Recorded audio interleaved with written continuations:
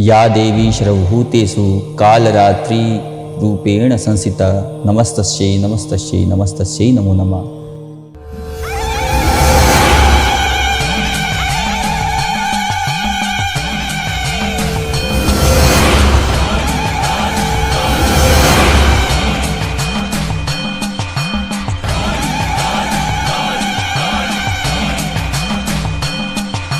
जयंती मंगला काली भद्रकाली कपालिनी दुर्गा क्षमा शिवा धात्री स्वाहा स्वधा नमोस्तुते। दुर्गा क्षमा शिवा धात्री स्वाहा स्वधा नमोस्तुते। दुर्गा क्षमा शिवा धात्री स्वाहा स्वधा नमोस्तुते।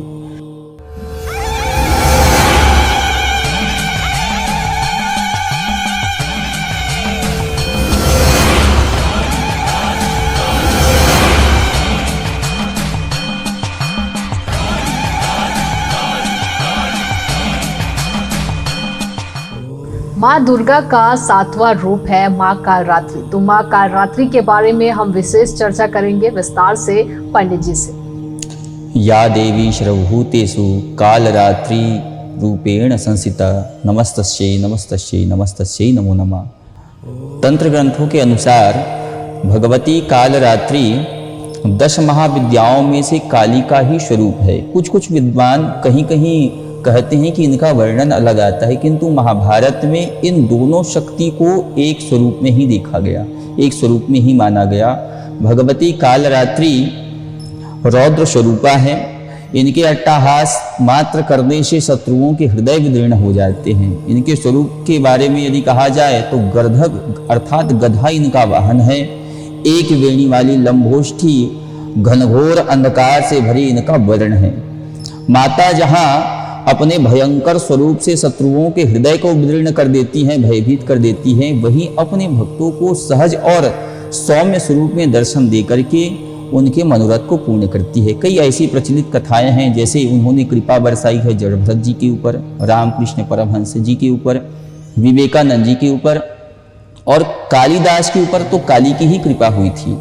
कालिदास की पत्नी विद्युतमती चाहती थी कि बहुत बड़े विद्वान के साथ में मेरा विवाह हुआ, किंतु ब्राह्मणों ने ऐसा प्रपंच किया कि सबसे बड़े मूर्ख के साथ में काली के साथ भी इनका विवाह हो गया। ये इतना बड़ा मूर्ख था कि जिस डाल को काटता उसी पर बैठ के डाल को काटता, ऐसा मूर्ख था। एक दिन हुआ क्या, एक ऊंट जा रहा था, ऊंट बोलने में त्रुटि हो गई, शब्द में त्रुटि हुई। इसकी पत्नी कहती है कि तुम जैसे मूर्ख को जीना नहीं चाहिए, मर जाना चाहिए। ये अपने अपमान को सह नहीं पाया और जिस कुएं में जल नहीं था वहीं कूद गया। नीचे गया तो देखा कि इसमें तो जल ही नहीं है, एक विशाल वृक्ष है। भय के कारण जीभ बाहर आ गया और दोनों दांत के बीच में ये जीभ अटक गया।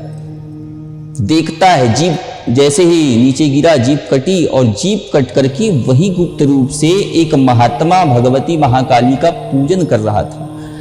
इस समय जैसे ही ये जीभ कटता है, कटने के बाद वो जीभ जाकर के भगवती के चरणों में गिर गया। भगवती प्रसन्न हो गई। कोई मेरे लिए फल लाता है, कोई फूल लाता है, तू तो अपने जीभ को ही मेरे ऊपर अर्पण कर दिया, मेरे चरणों में अर्पण कर दिया, इसलिए मैं आशीर्वाद देती हूँ। आज से जब भी तू बोलेगा तो तुम्हारे जिह्वा में आकर के मैं बैठ जाऊंगी। और वहीं से कालिदास ने महाकाव्य रघुवंशम, मेघदूत इत्यादि महाकाव्य उन्होंने लिखे। तो भगवती महाकाली को हम केवल रौद्र रूप में नहीं, भगवती हमारे आंतरिक शत्रुओं का विनाश करती। गुप्त शत्रुओं से हमको भय नहीं होता, जितने भी भयंकर जंतु हैं उनसे भय नहीं होता। तो माता कालरात्रि का यदि कहीं हम उपासना कर रहे हैं तो कोई योग्य ब्राह्मण के द्वारा, उनके बताए हुए उपदेश के द्वारा ही हमको ये माता कालरात्रि का उपासना करना चाहिए। और इस दिन विशेषता भोग के रूप में हमको गुड़ अर्पण करना चाहिए। तो महाकाली प्रसन्न होकर के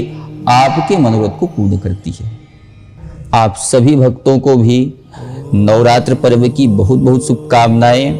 News+21 के माध्यम से जितने भी इस चैनल के दर्शक हैं, आप सभी के ऊपर, आपके घर पर भगवती की कृपा बनी रहे और साथ ही साथ इस परिवार को भी मैं बहुत बहुत शुभकामनाएं देता हूं। आप सबको नवरात्रि की बहुत बहुत शुभकामनाएं। जय मां जगदम्बे।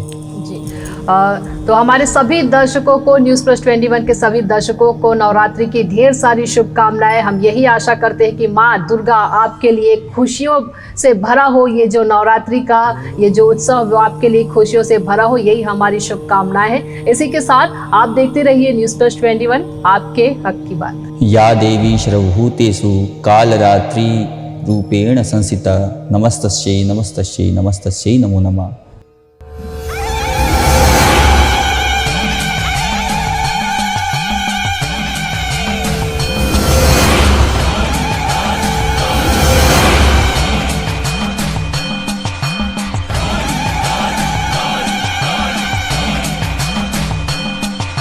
जयंती मंगला काली भद्रकाली कपालिनी दुर्गा क्षमा शिवा धात्री स्वाहा स्वधा नमोस्तुते।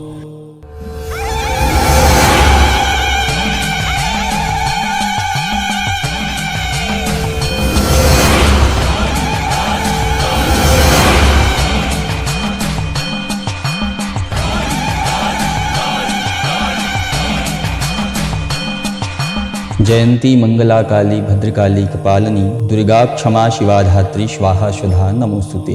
दुर्गा क्षमा शिवा धात्री स्वाहा स्वधा नमोस्तुते। दुर्गा क्षमा शिवा धात्री स्वाहा स्वधा नमोस्तुते।